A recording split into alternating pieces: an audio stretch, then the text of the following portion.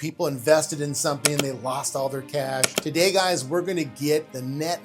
My dad instilled one thing in me. Didn't teach me courage. It revealed the courage that I had inside. And what type of real estate was he doing? All did residential. I learned how leverage can be a real fulcrum to change your life. I called my mother. I said, Ma, I want to buy a piece of property. She said, okay. We went and looked at the property on a Sunday, turned the property around. I made $108,000 on my first deal. So we were able to take a $250 apartment and charge $1,000. And I did the same thing. And by the time I graduated from college, I had 58 units. Wow. And how many doors do you have now? Almost 4,000 under contract that we're in the process of closing by year end. God eventually has given me the strength to start to teach, and that is my ability to give to others. You know, there's an old saying that people don't care how much you know until they know how much you care.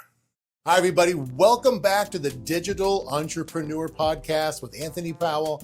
I have a real treat today, guys. I've got Mark Shapiro from Shapiro Capitals with me.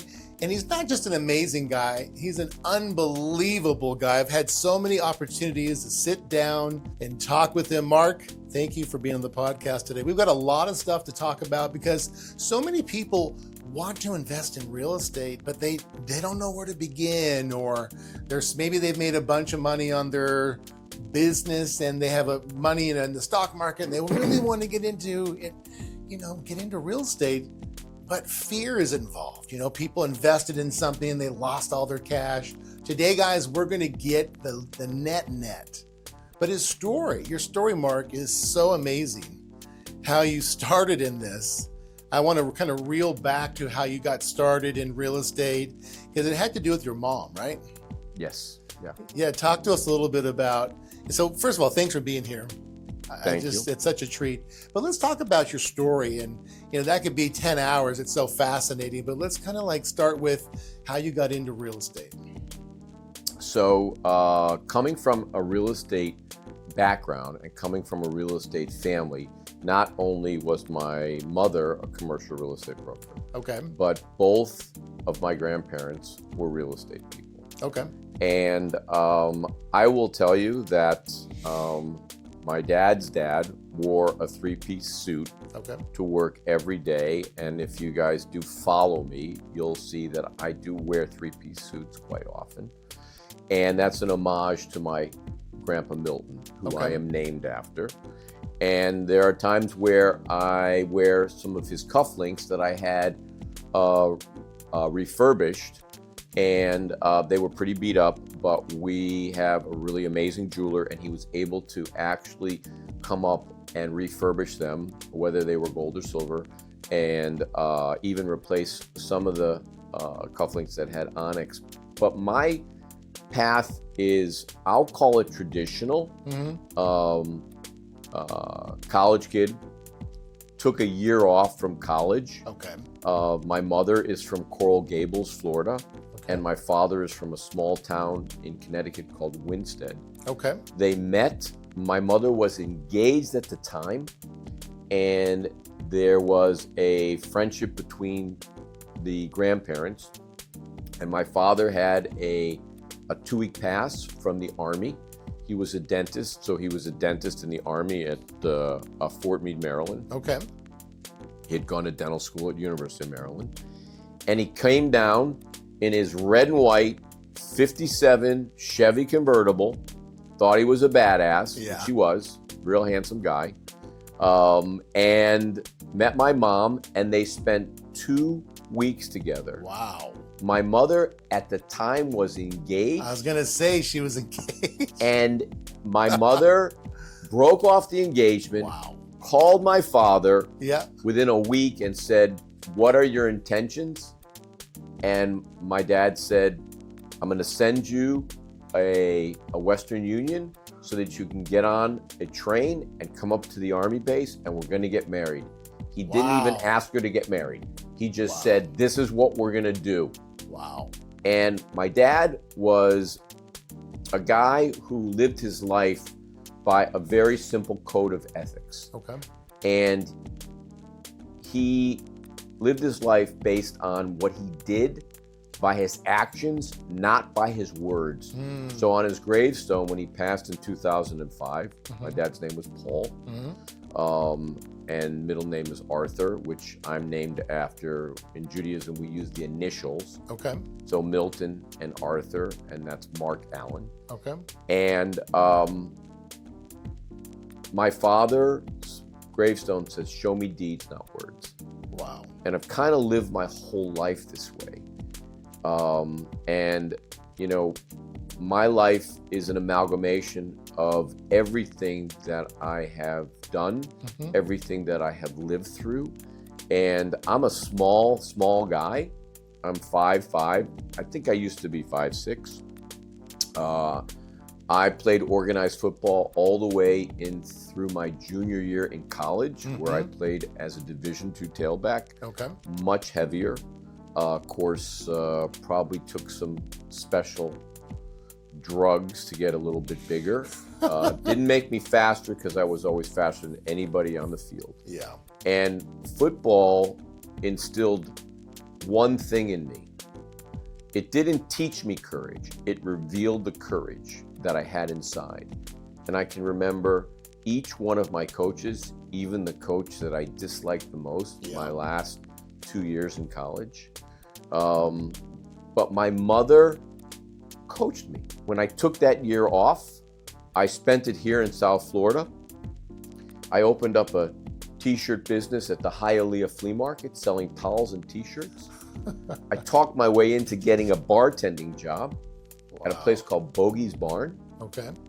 And I worked for my uncles learning real estate. And what type of real estate was he doing? So they all did residential, Okay. multifamily. And I learned how leverage can be a real fulcrum to change your life. And I watched them become very wealthy. I realized that this was something that I truly loved. Okay. And I saved up enough money. I bought a really cool car at a place called the Z Shop. It's on Dixie Highway and I think 132nd. Okay. And I drove it back to Connecticut after I took that year off. That year, went into my sophomore year, went back out and started playing football. And going into my junior year, my mother, right at the end of my sophomore season, and my sophomore year in college, my mother gave me a book by Robert G. Allen. Wow. Which is, as we were talking before, the No Money Down. He motivated me. I read that book in a day. I called my mother, and I was already on campus for ball. Okay. I said, "Ma, I want to buy a piece of property." And she said, "Do you have the money?" I said, "I do. I have it in my passbook savings account." And she said, "Okay." I said, "What am I going to do?" She said, "I know exactly where the property is, and I know exactly what you're going to do, and I'm going to show you what to do." And then we went and looked at the property on a Sunday. Yeah. And it was a 3-family house next to a school called Trinity College on a street called Crescent Street. I bought that property. The owner was losing it. We bought it. We got new furnaces. I renovated it. I had a total of $40,000 to spend. 24 to buy it, 16 to renovate it. I went to 10 banks. They all said no. And I had to make a deal with the devil. I'm just kidding. That was my dad. Uh-oh. When I called my mother to tell her, "Mom, I've gone to 10 banks. They've all said no. You're a college student. We don't care that the property's going to have income. We're not giving you a loan." And I called my mom and she said, "What are you doing Monday night?" I said, "After practice?" She said, "Yeah." Lo and behold, she said, "I'm making meatloaf, your favorite." And she said, "Bring the information on the property, but don't talk to your dad about it until after dinner." Because my father was a stickler that we sat at the dinner table, we enjoyed each other's company, we never talked business. I killed my mom's meatloaf. And when I was done, my dad said, "Mom said you wanted to talk to me about something." And my father looked at it and he said, and he took a really long time to look at it, about 30 seconds. So I know my mother had already set the whole thing up. And he said, "You can't get a loan." I said, "No, Dad, I can't get a loan." he said, I'll set something up at a bank and I'll let you know. So called me in my dorm room. Back then we had rotary phones.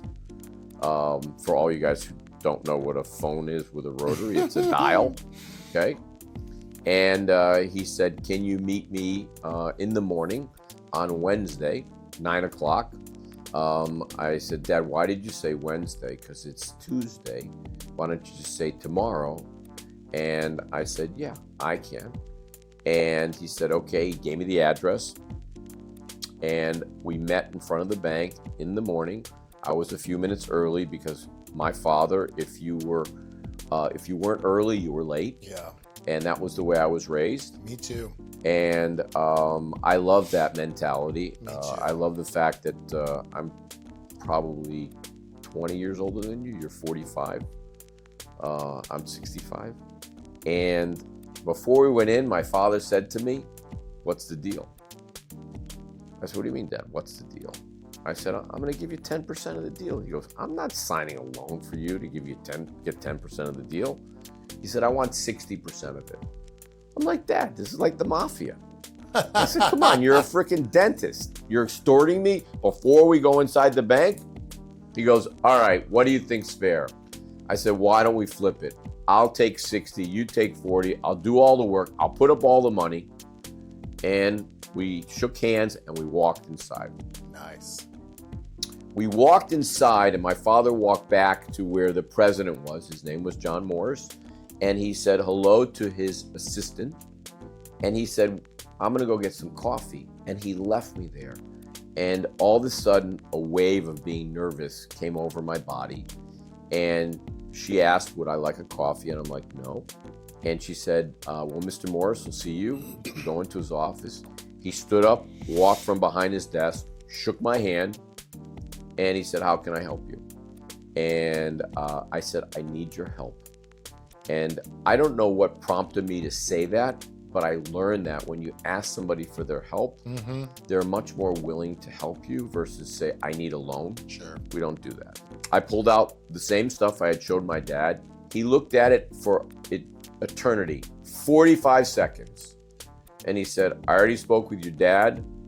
I'm going to loan you the money for the property, but I'd like you to do one thing for me. I'd like you to take the money that you have in the passbook savings account, which was in a bank called Society for Savings, and I'd like you to put it with our bank, United Bank and Trust. And I said, is that all you need me to do? He said, yes. And he said, 2 days before the closing, you'll call us. We'll give you a bank check. When you need money for the construction, you've got to supply me with the receipts and I will advance it to you. But I'm going to loan you the full, as we call it today, a capital stack, the full $40,000. And you're going to take your money and put it in my bank, which was $40,000, because I was spending every penny. I was taking every penny that I had saved and putting it into this deal. I thanked him and I asked him, why are you doing this? And he said, what do you mean, why am I doing this? And I said, I want to know why you're making a loan to me. I'm a college kid. I have no experience in real estate. And he said, well, number one, I probably will differ with you because you come from a real estate pedigree. And number two, your mom is amazing and we love your dad. And he said, you're not aware of the fact that we actually bought your grandfather's bank. My grandfather had started a small bank in Winsted Savings Bank, and it changed the name to Riverside Bank and Trust. And they bought a small 3-branch bank from my grandfather. And I now kind of put the pieces together to understand that we were special. And he did this as a favor to my father. Nice. We borrowed the money, turned the property around. I made $108,000 on my first deal. I learned how to do my first like-kind exchange, which everybody knows is what's called 1031. The actual official name is called like-kind. And I took that, and my mother had 2 more properties to sell me. I took those proceeds. I bought 2 6-unit brick properties on the same street, right abutting the college, and we did the same principle. What we did was we leased the apartments to students, but the parents guaranteed the rent. So we were able to take a $250 apartment and charge $1,000. And I was able to create that value super quick. Mm-hmm. And I did the same thing. And by the time I graduated from college, I had 58 units. Wow. And I guess I didn't ever equated it, but I was worth more than $1 million as graduating. Wow. And I took a job out of college for a bank called Suffield Savings. Worked as a commercial loan officer, Mm-hmm. all by the grace of, because of my mother's reputation and my family's name. And I found the fact that my bank had a bunch of real estate that they owned. And we figured out that it was okay for me to actually buy the properties from the bank and write my own loans, as long as they met the bank's underwriting criteria. My boss, his name was Fred Wheeler. He was an amazing guy. He taught me so much. Mm-hmm. And after 18 months, I had about a little over 400 apartments. Mm-hmm. And I left the bank, and that's where I grew to the next 10 levels. And I've never really looked back. Real estate has been good to me. Mm-hmm. Obviously, I've had deals where I've lost on. You can't do deals without, doing over 300 deals. You can't, be out there doing deals and make a successful deal on every deal. So those are some of the greater lessons when you learn from a failed deal. All right. Wow. And how many doors do you have now? We don't talk about that much, but it's just a little under about 10,000. Wow. And Congratulations. yeah, super fast. And then we literally have almost 4,000 under contract that we're in the process of closing by year end. Nice. Yep. Thanks for sharing your story. I think that's guys, think about this. We all talk about, you don't get rich overnight, right? You've got to go through. Slow burn. This Yeah, business. you've got to go. You got to go through the steps. You got to take the notes. Get rid of the fear. You got to save some money, right? Everyone thinks they're gonna click a button and money just fall out of the sky. I mean, you saved 40,000. That's Money tree. Yeah, What about the money tree in the backyard? those are everywhere.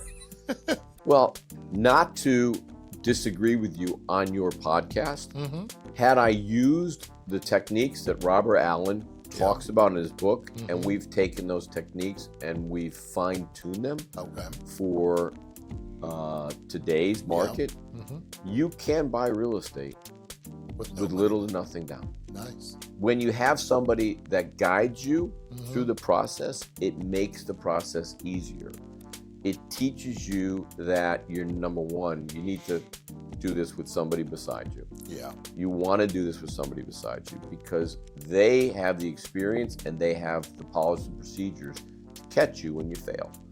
It's just like the analogy of the trapeze artist Mm-hmm. that has a net under them, and they're not going to fall, but in case they do fall, Yeah. the experience and the way to avoid that Mm-hmm. is by using very distinctive policies and very distinctive procedures. And it's real estate's a process. It's data driven. There's no guessing. Yeah. You have to follow the numbers, and you have to follow a clear-cut, step-by-step process. Did you get your formula by the Robert Allen book and then you just perfected it? Or where's your formula come from to read real estate on which ones to buy and which ones not to buy? So, no. There are certain techniques that we use that Robert had honed. Okay. One of Robert's biggest techniques is I will give you your price, you give me your terms. Robert was very big at using secondary financing to cover the down payment. He was also very big at using seller financing so that you could come into a deal with less than 5% down. Mm-hmm. But today, you can leverage up deals 100%. Mm-hmm. There are lenders out there that are doing 100% financing. There are lenders out there that we've used to do 100% financing. Mm-hmm. When you go from a 1 to 4, and anytime you cross over the dividing line into 5 units, it's now considered commercial. Okay. And that strategic point brings you to another level. Mm-hmm. It brings you into a different pool. And, in the real estate business, it's all sharks. Mm-hmm. Okay. These people that are in this space are the best of the best of the best. They're smart as hell. Okay.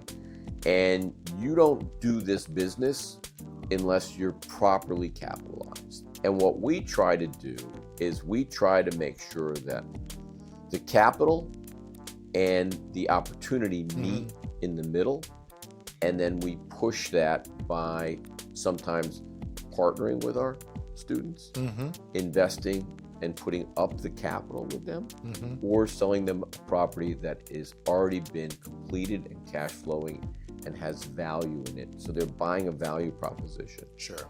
And we teach it all different ways. So is that where Shapiro Capital came from? You built this incredible empire and you're like, I want to give back to people, so I want to really educate. You've moved into education. You're still doing your deals, but you're educating now, right? And we had talked before we started that you have 3 different areas that you educate. Is that correct? I'm going to just digress for a moment. Okay. I got extremely wealthy in the mid-90s. And I don't know what defines extremely wealthy by the audience. Worth better than $250 million, not thinking about what I spent, living in an amazing house on the water, having my own private jet, and I lost something. I lost my humility. I lost my empathy. I lost that I was raised to be a good person, and I became an asshole. I became self-entitled. I became egotistical, and I became all the things that I couldn't stand. I destroyed my first marriage, and, I haven't spoken to my ex-wife in probably 3 years. And I hope someday she will forgive me. I was running around on her because in Miami you have beautiful women everywhere, but I like ribeye steaks, but I had the filet at home. And she's a good woman, good mother. I just wasn't inept at understanding that then, but now I know at that now. Yep. And I had 3 children from her. They're incredible. And I had another child out of wedlock who is also incredible, and I am actually good friends with her mom. She's an amazing person. When I became this jerk, when I got leveled and got knocked on my ass, I came to the realization that I'm just a regular guy. I take a shit the same way that you do, and it stinks. And I put on my pants the same fucking way. And I needed to get back to my basics. And what got me back to my basics was my relationship with God, and then my relationship with my Jewish community. And then I started to realize that charity is going to give me that foothold back to my relationship with God. And it didn't happen instantaneously. I had to go through my own set of trials and tribulations. And I finally got there. And in that process, I started to assist and to show people and to guide people. And I did it for no monetary gain. I ended up enjoying the aspect of teaching. And I found that the teaching brought me back to understand, to be an empathetic human being, to realize that not everybody has the same opportunity that I had, and that I was squandering my life, and that I needed to make a difference. And I made that shift, I made that change, and God eventually has given me the strength to start to teach. And that teaching, I found a purpose in, and that is my ability to give to others. I love it. That's exactly how I am. That's why I kind of knew we had a connection when I first met you about 6 to 9 months ago. It's First moment. Yeah. The minute we started talking, we had a huge connection. And you know, there's an old saying that people don't care how much you know until they know how much you care. And they can feel that in you when you talk to them, the way you pay attention, the way you look in their eyes, the way you make them feel. You know, that's been my specialty. That's how I was able to do the 2 billion plus, is not by me being special, but me focusing on people. People will give you what you want if you just help them get what they want, right? Yep. It sounds cliche, but it's so true. So many people are so into themselves that, you know, I did that too. I had a Tony Montana stage where it's almost, you know, I had the jets and I would send my girlfriend to Vegas because I had to go work. I wanted to work. I wanted to make money. Give me the fucking money. And I'd say, hey, take your girlfriends on my jet and go off to Vegas. Like, what? You're kidding me. No, just take that. And my pilots will sit there and wait for you. And you girls go have fun. I got a table for you. And you got the day club and the night club and you got dinners. It's all on me. And it's just like, and she just says, but I just want to be with you. You know, you just don't realize when you got something good, you know, we all let it go for some reason. But you know, not all entrepreneurs go through that stage. I call it the Tony Montana stage, where you just do. You lose every part of reality touch. You know, it's like, look at me. So it's amazing how you got through it, I got through it, and now we're on to greatness. You know, one of the things I really love about you, besides your passion and how articulate you are, is you're connecting, whether it's somebody who has a blue collar job or someone like, let's just say, that has a business and they're so good at that, but they're scared shit. They've been to the seminars and they're like, yeah, but what if I invest and I lose the fucking building and it wipes out my credit and all these years I put into my business? I'm just scared shitless. And I just feel like you're one of those connectors that is going to grab those people, whether it's on the left or the right side, and help them get through that, to take ownership of that process so they don't lose what they've already built. Is that right? So, outstanding point. Real estate is, as we know, is a hedge against inflation. Sure. But if you open yourself to liability, it can hurt you. So what we've learned over the years is how to create the proper structure so that when you do a deal, the invested capital that you use is in that deal. And then that deal can stand on its own or it can fail on its own. So we create that structure and show people how to do it and protect their assets that they currently have. Now, you could take somebody like Lydia, who joined my program. She was my first student. She's now has, I think, 6 units, 6 properties, and about $6,000 a month in cash flow. Nice. And she's been able to learn how to do this the safe and pragmatic way. So each deal is its own standalone, single purpose entity, or as you guys would know it as an LLC. LLC, yeah. And then that interest flows into a holding company or a revocable trust that she set up. And the liabilities are trapped on the entity level. The cash flow and the losses go up, and they can't, the liability doesn't go up. It's stuck in that level. So we create a plan, and I'll use the word that sounds like obvious, but it's the word obfuscation. And obfuscation is to protect yourself from liability. So structuring deals, and I only know from being on the wrong end of the structure, so I know what not to do, and we've created a formula for what people should do to protect themselves. So essentially, to make it simple, someone could create an LLC, maybe put the 10% in that, go to the bank, show the business plan, how it's cash flowing, blah, blah, blah, blah, blah, and what you're going to do for improvement to increase the value. And then this is, I'm just hypothetically talking. And the bank will actually fund that because it's a business, not a personal residence, right? Correct. Or a personal Correct. property. Correct. Do you still have to PG that? That's like another concern people have. Does the bank want a personal guarantee in case something happens? They're going to come after you personally or no? So they're typically going to ask you to personally guarantee the first, second, or third loan. Okay. Once you do your fourth transaction, Yeah.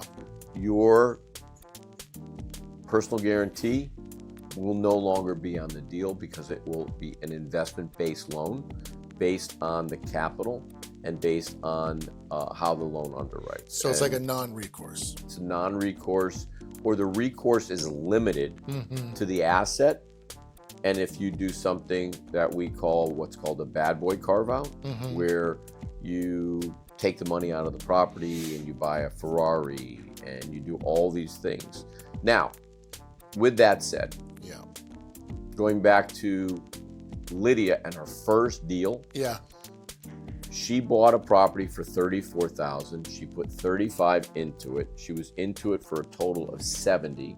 She refinanced it with a new value of $152,000.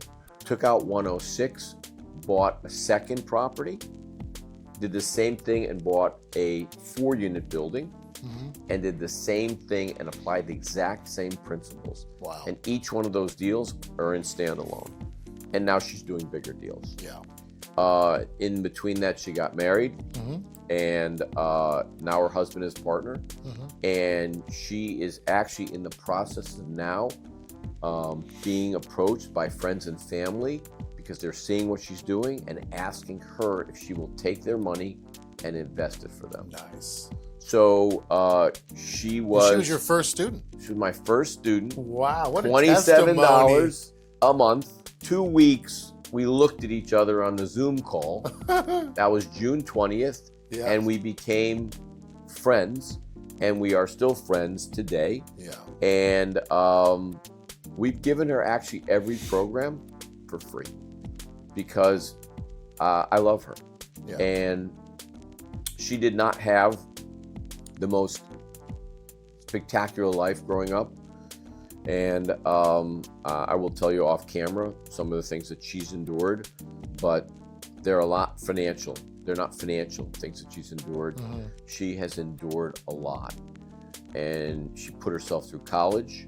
She took a job selling roofs instead of a salary job. She took a full commission job. Wow, good for her. And she is a go-getter. And it's funny, she told me, I saw your program at midnight. I bought it, and the next day I was on the phone with you, and or on a Zoom call with you.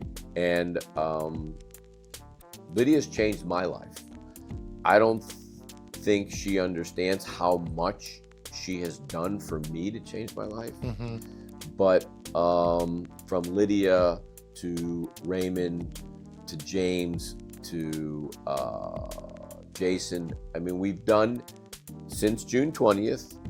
Over $100 million in closed transactions. Wow. And over 207, and that was 2 weeks ago. I just don't have the new numbers because a lot of people in our community don't like to promote what they're doing because they listen to me sometimes too literally and try to keep under the radar. That's good. But you can never keep under the radar in this space. People are going to see that you're growing. You're going to see the deals are getting bigger. They're going to see that you went from driving a one car to a new car. I don't suggest that you spend your money from a deal on a car. I suggest that at some point while you're coming up, you live small. And then at some point where you feel that you've hit where your goals are achieved, then you can do some things, take vacations, and buy yourself a different ride. Today, what's your focus today with the community? Because you've built now, it's been what, a year and a half now? A year? We did our first social media post on April 16th. It was a post of a reaction video of my good friend. Yeah, your reaction GC. videos are incredible. which we don't have up anymore because he asked me to take the stuff down after we put our respect. Yeah. Yep. And I now understand the space because real estate's easy. Social media, motherfucking hard. Okay. Well, everyone knows you as the reaction video guy. Yes, and we've actually stepped back on that, and I don't know if you noticed, I've been doing a lot of writing after I went through this crazy 24-day marriage to... Guys, just think of Wolf of Wall Street in a 2-week marriage without the drugs. My Meshuggah wife that I married, and on the record, guys, I fell madly in love with this woman. And I wish the very best for her, whoever she is, because the woman that I fell in love with is not the woman I married. She is a different person. She is, for lack of a better word, and you can probably cut this out, a con artist. Yeah, well, that's and what she is. I wish her the very best. I hope she has a great life. I hope she stops living in the Marriott and gets a home and does amazing things. I pray for her, and I hope going into this new year in Rosh Hashanah, and that she has Lashana Tova. She has an amazing year, and I hope it's sweet like apples and honey. I don't wish anything bad. I wish the best for her. That's healthy. I mean, at the end of the day, guys, when I first met Mark, it had just happened. Yes. I mean, within a week. Yeah, it just happened. He was going through it, and the stories were amazing. And, the best guys possible can fall over love. Because you want, at the end of the day, he's in real estate, and I'm in online sales.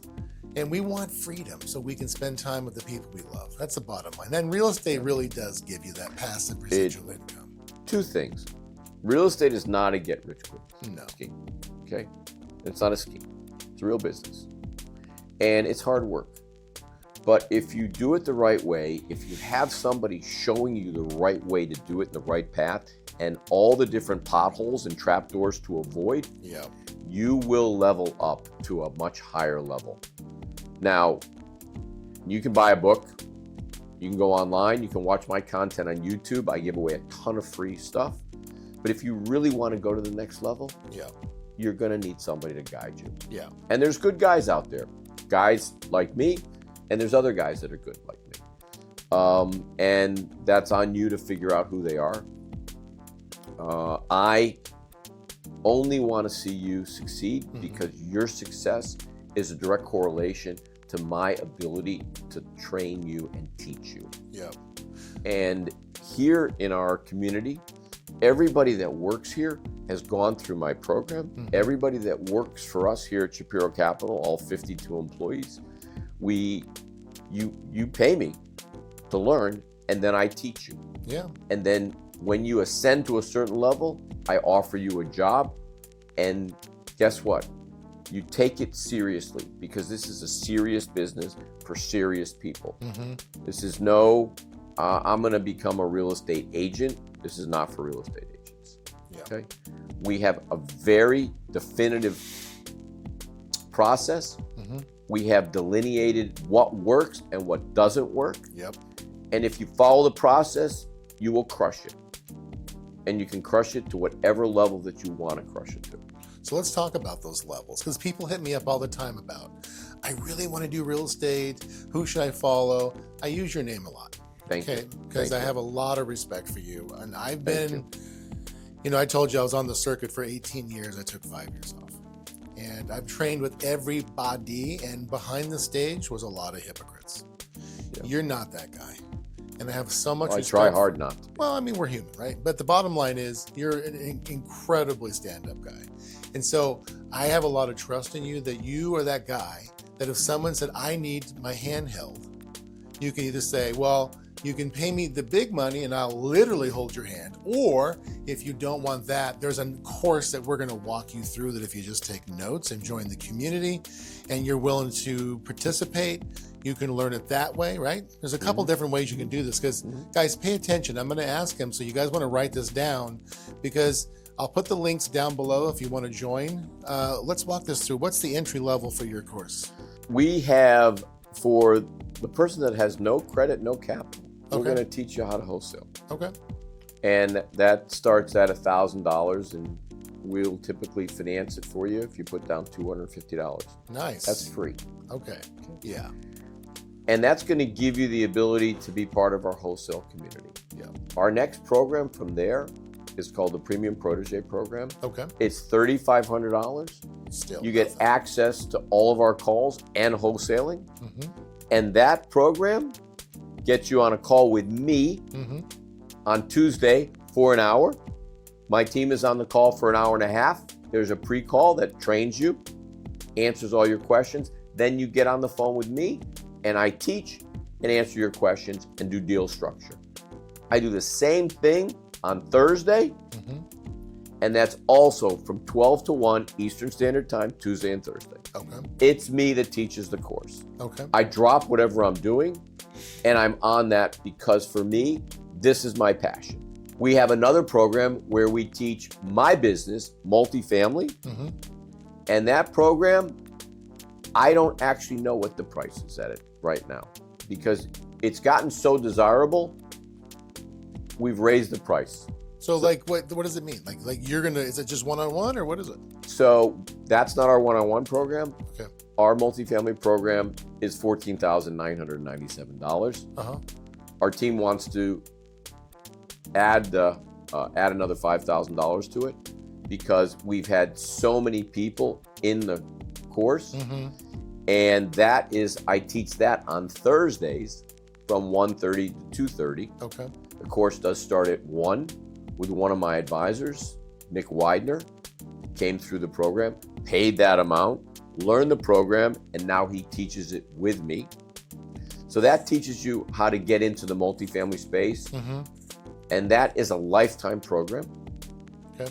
And then our big ticket program is a one-on-one program with me. It gives you access to everything from wholesaling, from premium to multifamily, to short-term rental, to everything that we do. Mm-hmm. It also gives you access to Shapiro University, Mm-hmm. which we just moved from school to WAP, Mm-hmm. and we've created a school university. And that program is a $50,000 ticket only for the next 3 people, and then we're doubling the price of that. Yeah. Well, that's worth it because That's me. yeah. You have my personal cell. I onboard you. I run your program. I write your plan, and I stand with you shoulder to shoulder. And if you cannot do that, if you cannot give up your precious time, then we don't typically allow you into the program. We've turned down more people than we have in the program currently because I'm very selective. You have to have the right mindset, and you have to be super driven. Mm-hmm. Because this is something that I take super seriously. This is my life, okay? This is what I do. This is my passion. I don't just pretend it. It is my life. This is what I live by. And that's what I love. And that's why I love referring people to you because I'm passionate like this too. If you want to learn how to close deals, I'm the guy. Like that's what I do for a living. I've been doing it for 30 years. My numbers speak for themselves. If you want to learn real estate and numbers, you talk to this gentleman right here. Like we're same kind of guys, different names, different era, but we are brothers. And that's why I'm so glad. And thank you for giving me the opportunity to come down here in your beautiful office and your beautiful podcasting studio. It's amazing. Guys, I just want to say, if there's ever a time to get a real estate course and start learning, we just discovered it. You have. Now what you got to do is click the link below, get started, and we're looking forward to seeing what these students can do that I'm referring to, as I'm going to keep track of them. So thank you, Mark. I want to say thank you again. You're amazing. Anthony, 1, I respect you. 2, I have a man crush on you. Okay, I can say that. And 3, guys, listen to me. If you ever want to change your life, there's lots of people out there. Yeah. Not just real estate people. People that teach you how to sell and become a high ticket closer. Anthony is the guy. He's the one that was the first one in the industry. Okay? And he's taking people and he's turning them into multi-millionaires on a daily basis. That's And if you facts. follow his step-by-step process, you will crush it. Yep. Just like we do with our real estate students. So you got the best of both worlds. We're going to teach you how to close your deals, get your money, and then come over and get the course with Mark, learn how to do deals in real estate, because that's the end game, guys. You know, making money with what we do is you're still making linear income. So what you need to do is take your earned income and turn it into passive residual income. But just like how you earned your income, you still must work. If you look at me on Instagram, I'm up at 6 o'clock on the phone. And if you call me at 11 o'clock, I'm still training people. I have a passion to help people who want it as bad as I do. Now, I've been retired since I've been 26 years old financially, but let me tell you something. I am still learning things every day. Don't you think I want to learn from this guy right here? This guy's a brain. So it would be stupid of me not to take my cash now and say, okay, master, teach me the other side, because I have big, huge stock portfolios. Wax on, Yeah, wax off. off. That's exactly what I do. And this guy's is not so hard. It really is. You just got to show up and do the work. Yep. That's it. Put Not the give work up. in. Don't quit. So thank you, everybody. Thanks for showing up. Every Wednesday at 6 p.m. Eastern, we're going to drop it. But guys, we may be doing a part 2 to this because I got to dig in. We're definitely doing a part I got to two. dig into your story more. We're So definitely guys, doing a part 2. thank you so much, Mark. You're the man. I love you, brother. Thank you, my brother. Yes.